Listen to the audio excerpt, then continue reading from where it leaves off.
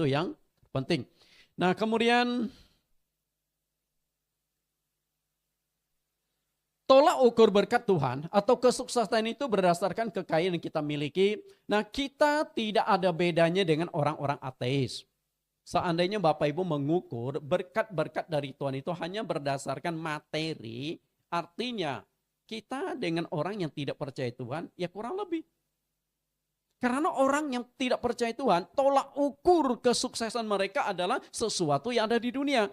Karena mereka tidak percaya kepada Tuhan dengan sendirinya. Mereka juga tidak percaya adanya sorga neraka. Dan mereka tidak peduli dengan urusan yang namanya rohani.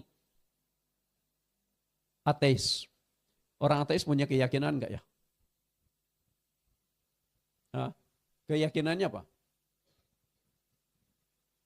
Orang ateis. Keyakinan orang ateis apa ya?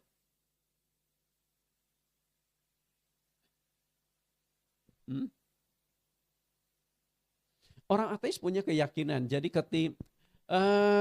di bumi saat ini kan ada kurang lebih 8,5 miliar manusia terbagi menjadi 3 kelompok. Kelompok keyakinan pertama itu ateis. Kelompok keyakinan kedua itu penyembah Allah jamak. Kelompok yang ketiga penyembah Allah tunggal. Oke. Hanya 3 kelompok.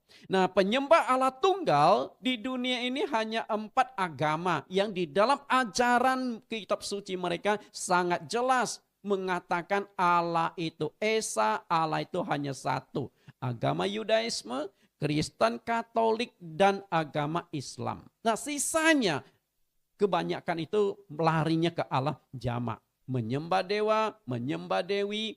Nah kemudian ketika kita berbicara orang ateis punya keyakinan enggak? Punya. Keyakinan orang ateis apa?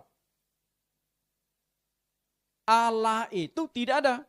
Itu keyakinan. Nah berbalik dengan keyakinan kita. Nah kalau kita yakin Allah itu ada, mereka tidak yakin Allah itu ada. Artinya keyakinan mereka Allah itu tidak ada. Nah karena mereka tidak percaya Allah itu ada, maka orientasi kehidupan mereka itu hanya di dalam bumi ini. Matius 6 ayat 31. Sebab itu janganlah kamu khawatir dan berkata, apakah yang akan kami makan, apakah yang akan kami minum, apakah yang akan kami pakai. Kemudian ayat yang ke-32.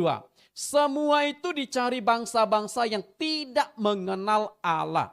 Nah Bapak Ibu perhatikan, ayat yang ke-32, semua itu dicari orang-orang ateis. Nah apa yang dicari orang ateis? Yang ada di ayat 31. Yang ada di dunia, kekayaan, kemuliaan, semuanya yang bersifat materi.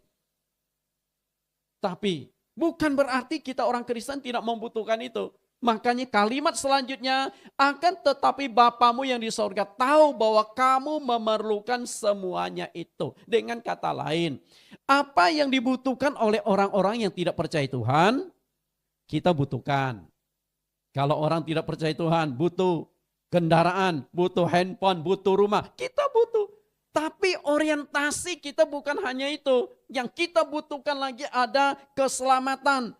Cari dahulu kerajaan Allah dan kebenarannya, maka semua itu baru Tuhan akan berikan kepada kita. Nah dilihat dari rupa luar, kekayaan dan popularitas, banyak orang ateis yang sukses. Namun jiwa mereka kosong dan setelah